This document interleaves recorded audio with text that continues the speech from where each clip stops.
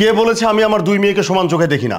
আমি আমার দুই মেয়েকে সমান চোখে দেখি। আচ্ছা তাই যদি দেখো তাহলে তুমি নাবিলার সাথে ওই ছেলেটার বিয়ে না দিয়ে তুমি নিতুর সাথে ওই ছেলেটার বিয়ে দেওয়ার ব্যবস্থা করে দাও। কি বলছো এসব তুমি? না না, এটা আমার পক্ষে কোনোদিনই সম্ভব হবে না। আরে ওরা দুজন দুজনকে পছন্দ করে, এমতো অবস্থায় আমি নাবিলাকে রেখে নিতুর সঙ্গে? না না না, এটা আমার পক্ষে কোনোভাবেই সম্ভব হবে না। ভাই সাহেব, জি। ছেলে আপনারই মহল্লার, আর ছেলের বাবার অনেক বড় ব্যবসা।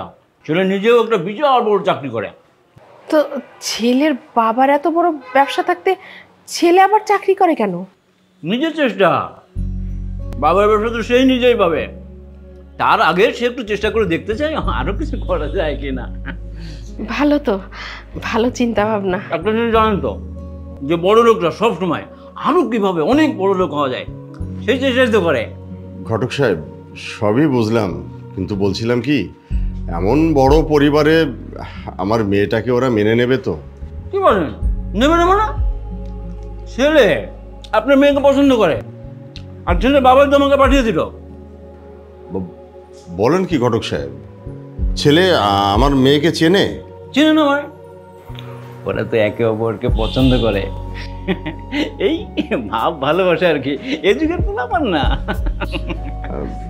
ঘটক সাহেব, ছেলে পক্ষের যদি আমাদের মেয়ে এবং সব কিছু দেখে পছন্দ হয়ে থাকে তাহলে আমাদের পক্ষ থেকে আর কোনো আপত্তি নাই। আলহামদুলিল্লাহ। ঘটক সাহেব, আপনি আপনার মোবাইল নাম্বারটা একটু আমাকে দিয়ে যাবেন, আর ওই ছেলের একটা ছবি আমাকে দেন। ছবি? আচ্ছা, ছবি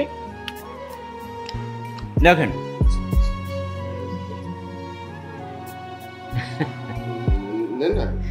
না না, হ্যাঁ ঠিক আছে, ঠিক আছে। সারা জীবন তোমার এই স্বার্থপরতা আমার একদম ভালো লাগে না। আচ্ছা, আমি না হয় আমার মেয়েকে নিজের চোখে দেখি, কিন্তু তুমি তো তোমার দুই মেয়েকে সমান চোখে দেখো না। কে বলেছে? কে বলেছে আমি আমার দুই মেয়েকে সমান চোখে দেখি না? আমি আমার দুই মেয়েকে সমান চোখে দেখি। আচ্ছা তাই যদি দেখো তাহলে তুমি নাবিলার সাথে ওই ছেলেটার বিয়ে না দিয়ে তুমি নিতুর সাথে ওই ছেলেটার বিয়ে দেওয়ার ব্যবস্থা করে দাও। কি বলছো এসব তুমি? না না, এটা আমার পক্ষে কোনোদিনই সম্ভব হবে না। আরে ওরা দুজন দুজনকে পছন্দ করে, এমতো অবস্থায় আমি নাবিলাকে রেখে নিতুর সঙ্গে? না না না, এটা আমার পক্ষে কোনোভাবেই সম্ভব হবে না। বুঝেছি, বুঝতে পেরেছি, তোমাকে দিয়ে কিচ্ছু হবে না, যা করার আমাকেই করতে হবে। তুমি না, তুমি একটুও বদলাওনি। ঠিক শুরুতে যেমন দেখেছিলাম এখনো ঠিক তেমনিই রয়ে গেছো। আমি ঠিকই আছি, তোমার মতো না। এই নিতু, নিতু।